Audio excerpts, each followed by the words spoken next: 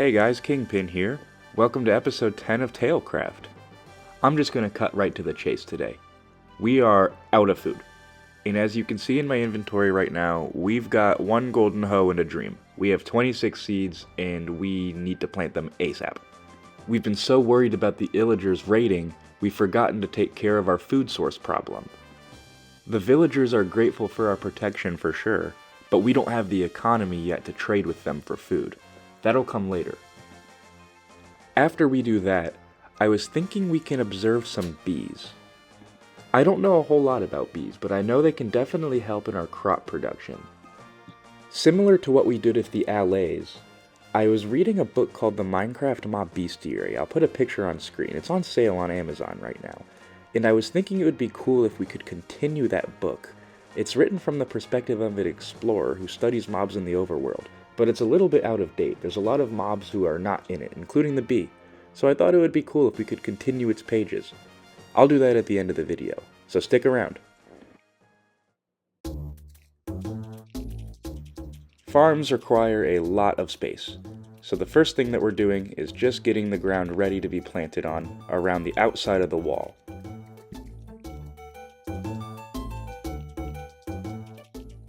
If you're following along at a similar pace, you should have a ton of dirt saved up from other projects that we've done. After we get all this dirt moved, we should make a bridge to get to the other side of our farm area.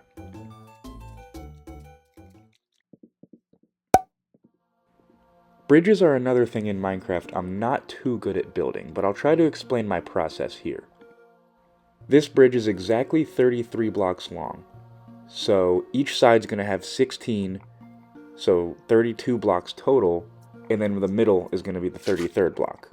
The reason we're doing 16 on either side is so we can divide it by 4, so we'll have 4 segments of 8, totaling 32 blocks, and the 33rd will be the middle, and that's the entire bridge. Each segment of 4 is going to be a half slab, so it's going to start off half slab off the ground, the second segment is going to be a full block off the ground, the third segment is going to be 1.5 blocks, and then we're going to go back down.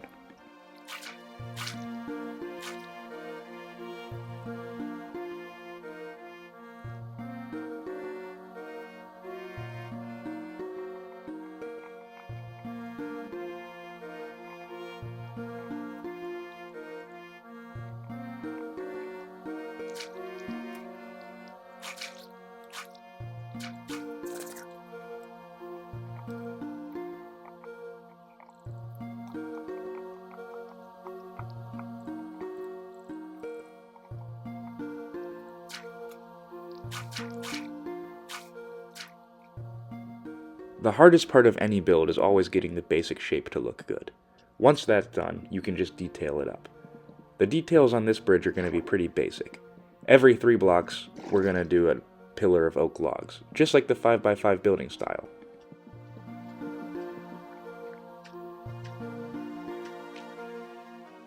Looking good so far, but we still have a ways to go. The bridge looks a little bit flimsy right now with only wood, so we're going to reinforce it with a little bit of cobblestone, maintaining the same arch that we did before, so when the bridge goes down, the cobblestone will be a little bit lower, and when the bridge goes up, it'll raise. When it's even, it'll stay the same, just like this.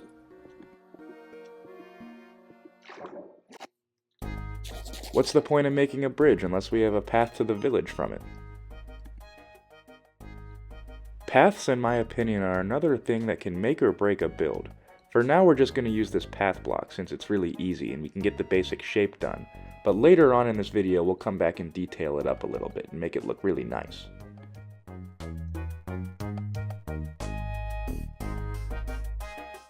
Back to the bridge though, we're going to keep the same build style as our village and use a little bit of spruce mixed in with the oak logs.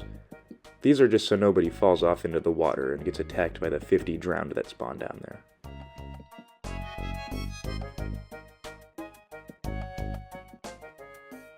Now we can finally start on the farms.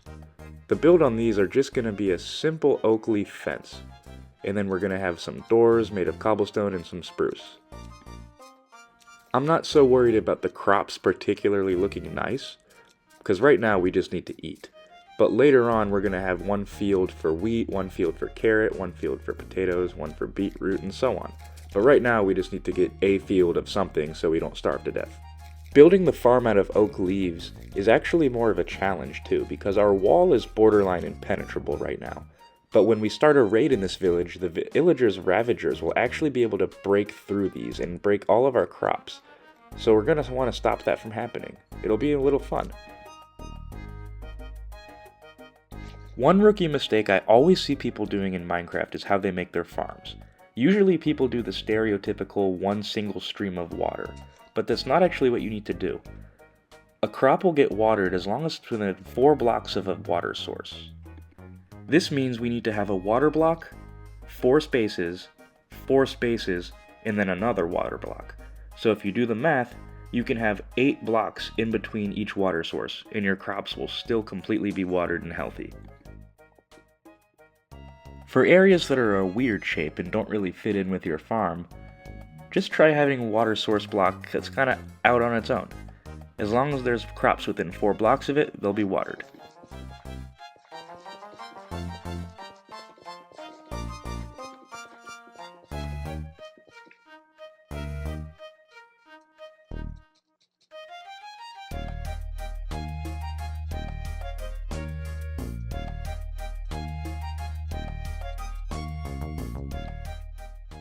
And now we wait. Just like before, now we have to connect this path to the bridge. One thing I'm considering doing, but it might be a little bit above my pay grade, is using a daylight sensor to have a piston door inside of the wall, so that our farmer villagers can get out here and do the crops during the day, but during the night, the village will be locked up again. I've never really worked with daylight sensors, so I'll see how that works.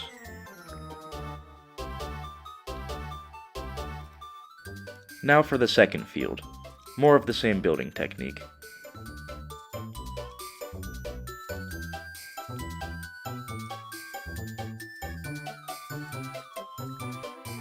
One thing I am being very careful of is to make sure that the illagers or zombies won't be able to use these leaves to jump up and get over the wall. It's completely safe. I triple checked every segment.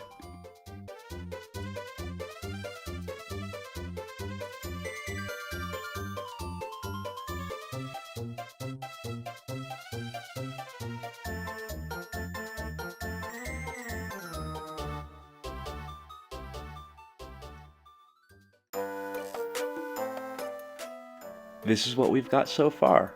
I think it turned out really nice. I'm a big fan of the bridge. I think the arch looks perfect. This is what somebody would see when coming to our village for the very first time. It looks really sturdy and imposing, which is how I wanted it to look, but it doesn't look standoffish. It looks like you're welcome here. Now we just need to get this farm up and running. Some bushes here and there is a really nice area to terraform. Minecraft doesn't have naturally generating bushes, which I've always thought is weird. But if you put bushes down yourselves made of just leaves, they'll never decay. Luckily I found this Silk Touch hoe off screen.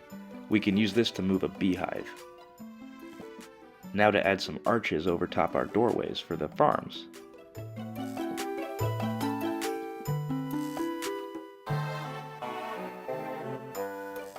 It'll be more realistic if we have some hay already harvested. It'll look like our villagers have been hard at work.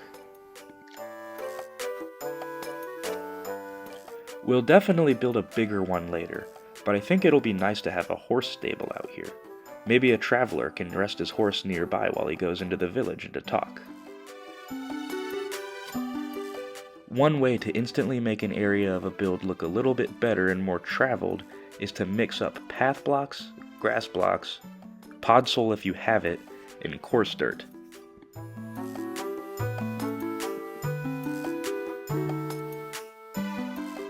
I also thought it would look nice to add a little awning and a window over the tower that overlooks the farm.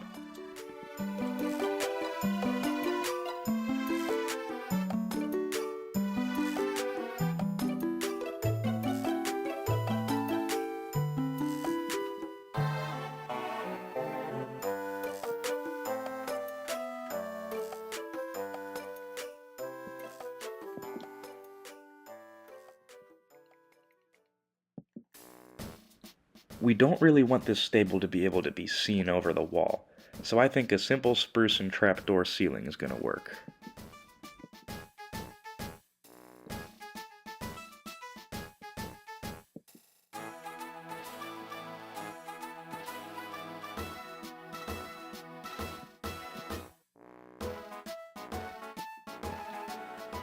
Welcome to your new home. Hope you enjoy it.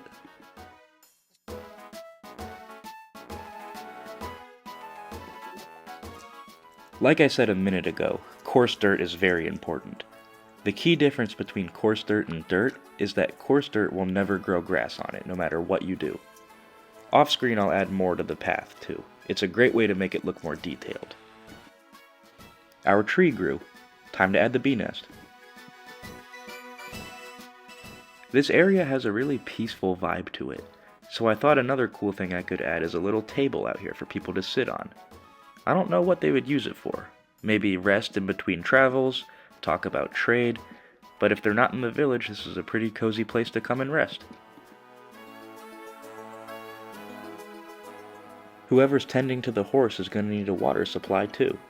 This lever looks like a little sink or a faucet, so now we just need to add some water into this bucket, and the horse will have a drink. Lastly, I decided to add one more crop area. Maybe this one will be for pumpkins.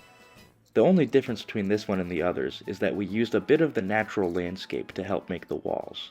Again, I was very careful to make sure nothing will be able to climb over the walls using these.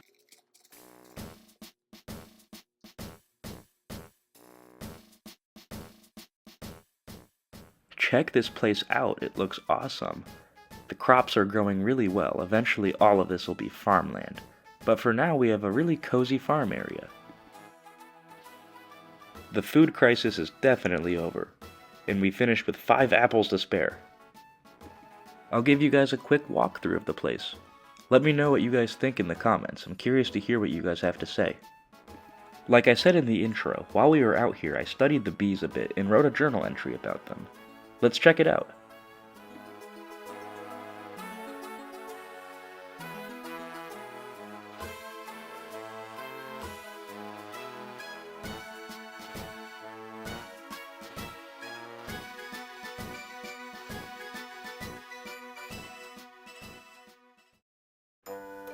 Such an interesting beast is the recently discovered bee.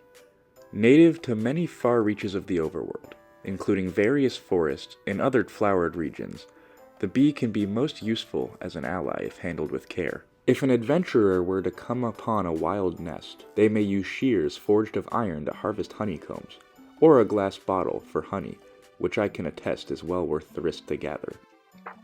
The bee will not appreciate any harvest of its resources without proper precautions.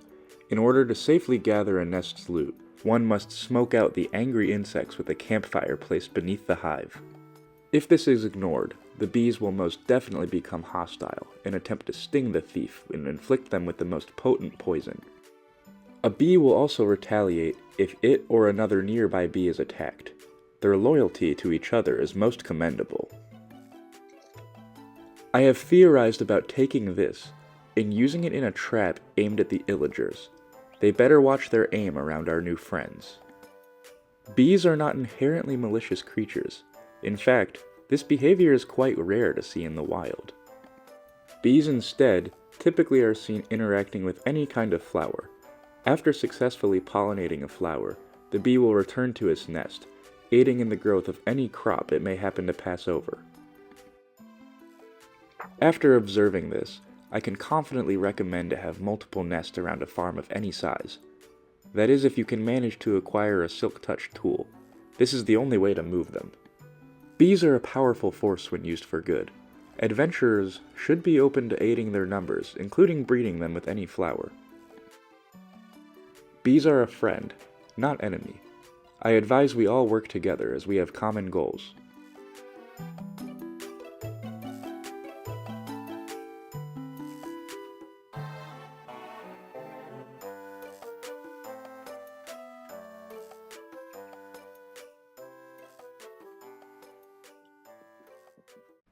I hope you guys enjoyed that reading of the bee book. I really liked writing it, and observing the bees was a whole lot of fun. I learned a lot about them.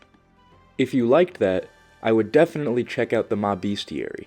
It's on sale through Amazon right now, and it's definitely worth a read. I know I liked it. Today was a really successful episode. We have a really nice food supply, and the outside of the wall looks really great. And now that we have that bridge built, we can explore other areas more easily.